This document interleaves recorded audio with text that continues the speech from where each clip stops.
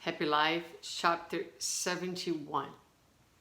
You are immersed in the ocean of God's love. You are never alone.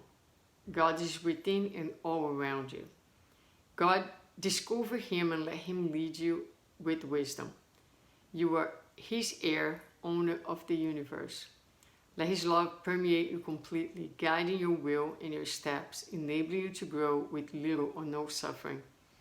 In God you find everything, attaining completeness. This lesson talks to us about God, and sometimes it's a little difficult for us to have a relationship with God. For some of us, in any case, a lot of people speak about God being so far away, or just this very abstract idea, something that we have a difficult time understanding. And indeed, it is difficult for the human mind to understand God, even to start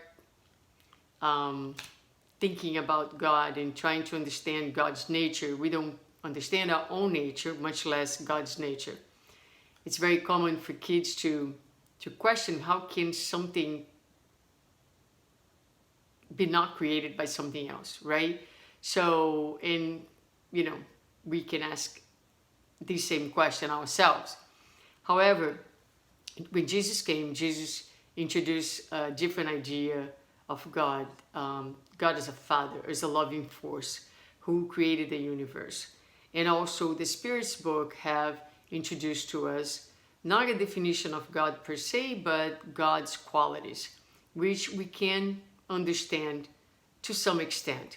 So in between the understanding of God's qualities and the way that Jesus spoke and related to God as a father, with whom he had a very close relationship, one of obedience, respect, devotion, and oneness, meaning that Jesus was fully connected to God and to God's will, and willing to live and to manifest God's will in his own life. Then in between those two sources, we have enough of a reference of how we want to or would like to think about God and feel God and connect with God in our daily lives. So Joanna reminds us that we are immersed in the ocean of God's love. So God's love is everywhere. Everywhere we look, the entire creation is a manifestation of God's love.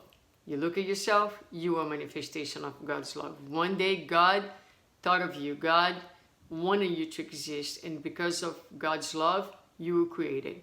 Just like that. So you and I and every single person and every single being is a reflection of God's love. That's one way that we can think about it. So we are never alone. We all immerse. Not only we are an outcome of God's love per se, but also God's love is everywhere. And we are immersed in this love. This love reigns over the entire creation. We are immersed, surrounded, enveloped by this love, and God is always and constantly watching and attending to our needs, using its laws, its attention, its care, and the organization of the spiritual hierarchy and the spirits in order to attend every single need that we have. So it's important that we discover God and let God lead us with wisdom. We are God's heirs, owner of the universe, and we are heirs. We are going to inherit the universe. The universe is our inheritance. And I think this speaks to the divinity of our existence. And although, yes, we are very small creatures, we are also divine. And having that in mind is very important. So let this love permeate you completely and guide your steps. In God you find everything, attaining completeness. So it is an invitation that I leave you today, to seek to understand God with your heart, with your feelings, with your emotions. Expand your senses to perceive God in everything and everywhere around you, and then follow Jesus' steps in seeking to connect with this higher power and to surrender to this higher power. And this is what Joanna is truly, truly recommending to us. In surrendering, in accepting guidance, in accepting its love, there is healing, there is peace, and there is also a happy life.